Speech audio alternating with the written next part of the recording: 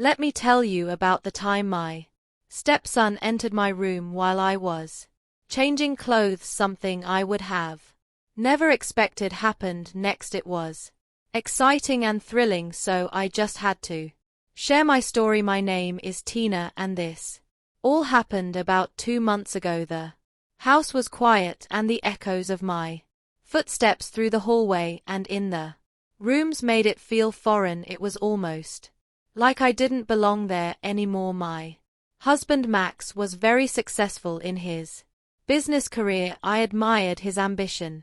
He was a great provider, and I didn't want anything. He was dedicated but always consumed by his work, and this had driven a wedge between us over time. The late-night calls and the long hours at the office had left me feeling invisible, like I was always on the back burner. I already knew what to expect when we supposedly spent time together. Max would scroll through emails while sitting on the couch or make notes in his planner. I sat next to him pretending to read a book or look at a TV show I wasn't really even into. There were no lingering glances between us, or no signs of affection, no warm touches, or no late night talks. We just existed in the same space but lived two totally different and separate lives. When Blake, my stepson, moved back home after finishing college, it brought life back to the house. He had grown into a confident and handsome young man. His friendly and easy to approach personality was the complete opposite of Max's distant demeanor. He was helpful and polite, always asking me if I needed help around the house. There were times he would even ask if I just wanted some company. His presence filled a lot of the emptiness throughout the house. Even though the loneliness I had made me crave connection, I always reminded myself that the connection I had with Blake was purely innocent. But there was something about him that confused me. This was hard to admit, but it was like a magnetism that I couldn't explain. Sometimes I would catch him gazing at me for extended periods of time, or he would brush past me and his touch was light but on purpose. I tried to think nothing of these moments, and I blamed them on my overactive imagination. Even though I was a bit confused, I felt that he was just being kind. One afternoon, the light from the setting sun filled my bedroom. Max was on a business trip and wasn't supposed to return until the following week. I stood in front of my mirror and stared at my reflection. My shirt was halfway unbuttoned, revealing the lace of my bra underneath. I sighed as I looked at myself and ran my hand through my hair. I used to feel desired and beautiful, but time, neglect, and everyday life had changed how I felt about that. I just couldn't get rid of that feeling. I took off my shirt and reached for the silk robe that was hanging on my closet door. It was my favorite. I had always loved how the fabric felt against my skin. This was a small indulgence. In another typical day, I laid it nearby on the bed and started to take off my bra. As I did that, the sudden creak of the door opening startled me. My heart started beating rapidly, and I held the robe to my chest. I turned around and saw Blake standing in the doorway staring at me. His expression was frozen, a mixture of surprise and something else I couldn't figure out. His eyes widened, looking from my face to the robe I clutched tightly in front of me. "I'm sorry," he stammered. His voice sounded strained as he took a step back. "I didn't mean to interrupt you. I thought you were downstairs. I just came in here to borrow something from Dad's," he continued. My pulse was racing as I swallowed the lump in my throat. "It's okay, I didn't hear you come in." I managed to somehow say, "I just got back home," he quickly replied as his gaze darted to the floor. He was trying to find somewhere safe to look. For a moment, neither of us moved, and there was unspoken tension in the air. I could feel my cheeks getting hot and it went down to my neck despite how awkward this was. Something made it impossible to look away from him. I then forced a nervous laugh. I'll just leave you to do what you were doing, Blake said.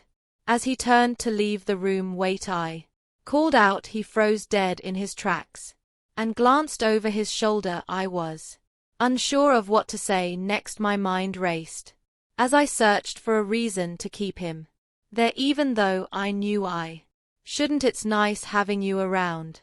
Since you moved back in, the house feels less empty now, I said. He turned around slowly and leaned against the door frame. The tension in his shoulders eased up and his expression softened. Thanks, I'm glad to be here, he said quietly. His gaze met mine and I forgot about the robe clutched to my chest. For a moment I felt something stir deep within me, something I hadn't felt in years. Make sure you knock next time, though, I said, trying to put some humor in the moment. I'll do that, he said with a soft warm chuckle as he stepped out of the room and closed the door behind him. I sank onto the edge of the bed and let out a big sigh. I was still tightly clutching my robe in front of me. My thoughts were a whirlwind of confusion, and my heart was pounding. What had just happened, and why did it leave me feeling more alive than I have in years? The crazy thing about this was that it was only the beginning. I could feel it right then, from the way we had looked at each other and the exciting tension in the room, but I never could have imagined what was still coming. The rest of the afternoon was a blur and my mind was far from calm.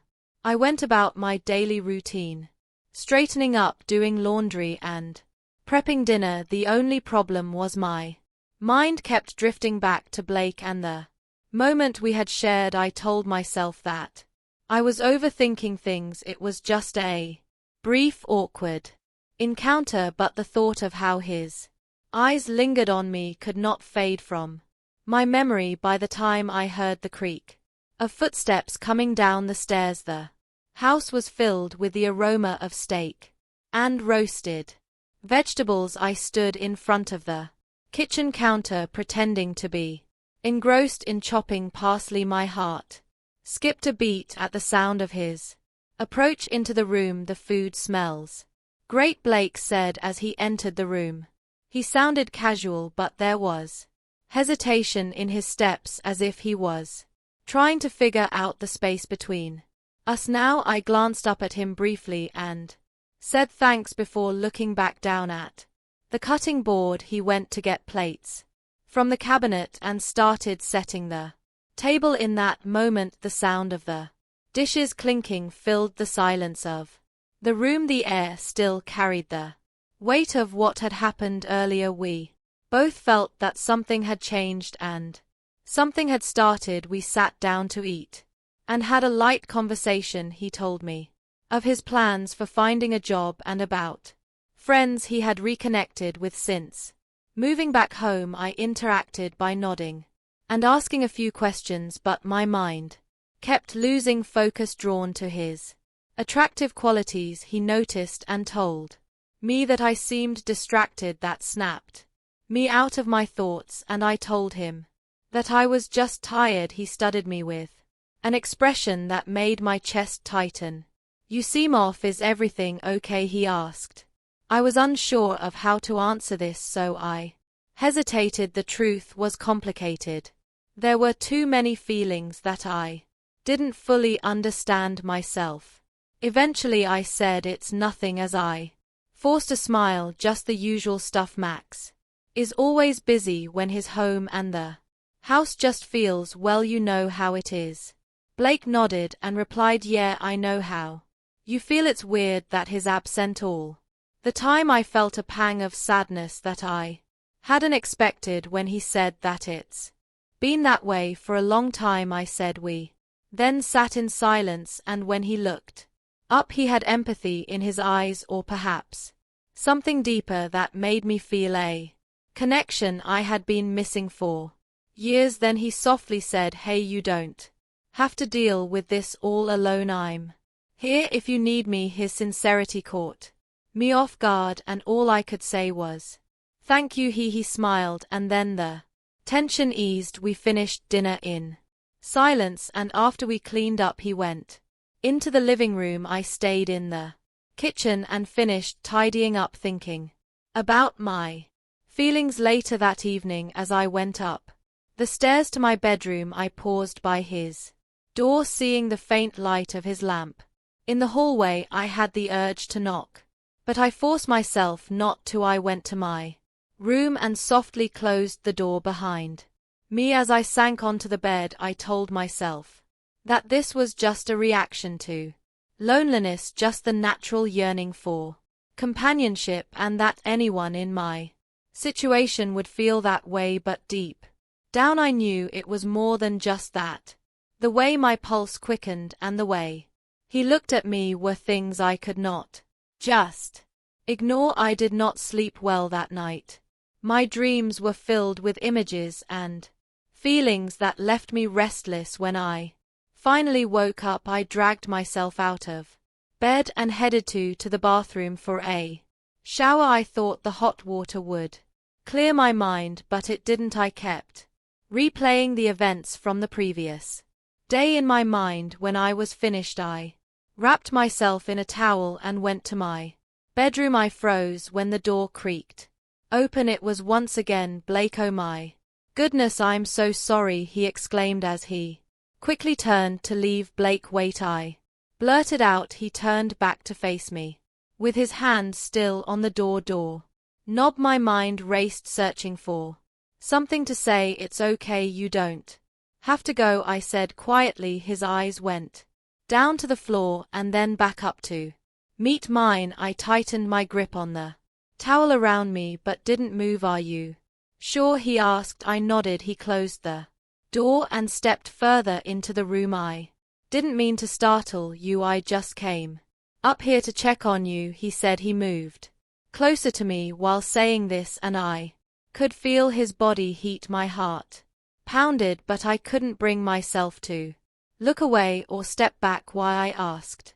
"Because I care about you, and you're always doing things for everyone else. I don't think anybody checks in to see how you're really doing," he answered. Those words hit me harder than I expected. I realized how much I craved someone's undivided attention. I opened my mouth to respond, but nothing came out. I could feel myself getting ready to cry and tried to hold it in, but one tear escaped and ran down my cheek before I could wipe it myself. Blake reached out his thumb and wiped the tear away. That moment left me breathless. His touch lingered, and I could feel myself leaning into him without even realizing it. I felt a shiver down my spine as he reached out and pulled me to him. Then his lips brushed against mine. The kiss was soft at first, and then it became more intense. Every fear and doubt I had before melted away as I surrendered to the moment. I didn't want it to end. When we finally pulled apart, his eyes looked into mine, as if he was looking for reassurance that this wasn't a dream. The same questions that were going through my mind were more than likely going through his. I got ready to speak, but I couldn't figure out what to say. "You don't have to say anything, and we can stop if you want to," Blake softly said. I thought about stepping back from him, but I didn't move.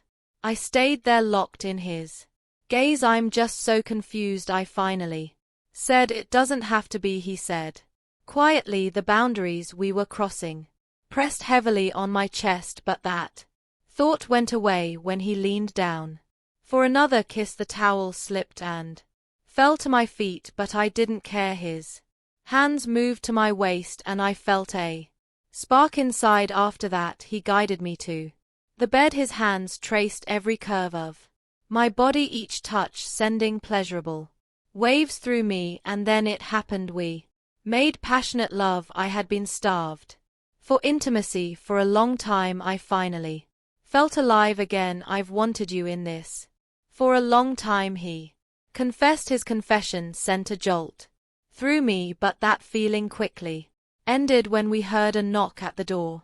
I felt Blake tense up and my heart stopped. Tina Max's voice called from the other side of the door, "Are you in there?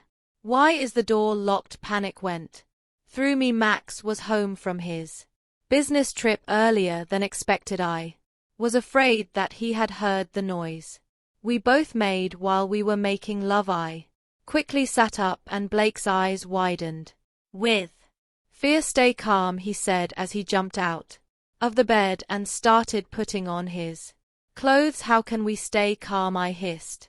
Tina Max called again, this time rattling the door knob. "Give me a minute," I shouted, while still trying to sound casual. I then heard Max's footsteps move away from the door. There was so much tension in the room and I let out a shaky breath.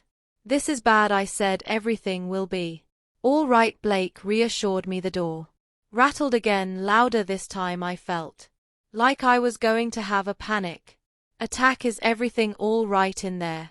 Max said. "Yes, I'll be right out," I answered. Blake then looked around and moved towards the window. He slid it open and then eased out. I got up and eased the window shut. The only sound in the room was my heart pounding. I slipped on my robe and went to open the door with my trembling hand as Max looked at me, his brows furrowed with concern. "You were there for a long time. What's going on?" he asked suspiciously. "I was really tired and not feeling well, so I was lying down," I lied.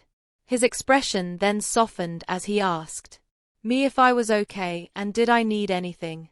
I told him some water would be nice and he went to go get it for me. As soon as he disappeared down the stairs, I leaned against the door frame and let out a sigh. The weight of what had just happened pressed down on me. My mind raced with 1,000 thoughts. How had I let things go this far? By the time Max returned with the glass of water, I had pulled myself together, even though I still felt a lump in my throat. I took the glass from him with a small smile and said, "Thanks." He studied me with concern and said, "I can tell you've been stressed." I forced another smile as I sipped the water. "It's nothing, I just need some more rest," I said. He then kissed my forehead and left the room. The gesture felt somewhat comforting but distant. I sank on the bed with my head in my hands. The stress of this whole situation just felt unbearable as time passed. Blake and I avoided being alone together. Max remained unaware of what had happened. His focus was on his work as always. One night I found myself outside of Blake's room with my hand hovering over the door knob.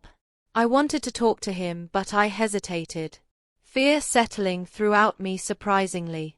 He opened the door. I told him we needed to talk and he stepped aside and let me in. I stood in the center of the floor and told him that I couldn't stop thinking about what had happened between us. "Neither can I," he said. "I hate to hurt you, but it can't happen again," I said firmly. "I know, but that doesn't change how I feel about you," he said. There was a silence between us and then I left the room as I wondered if I should tell Max about what we had done.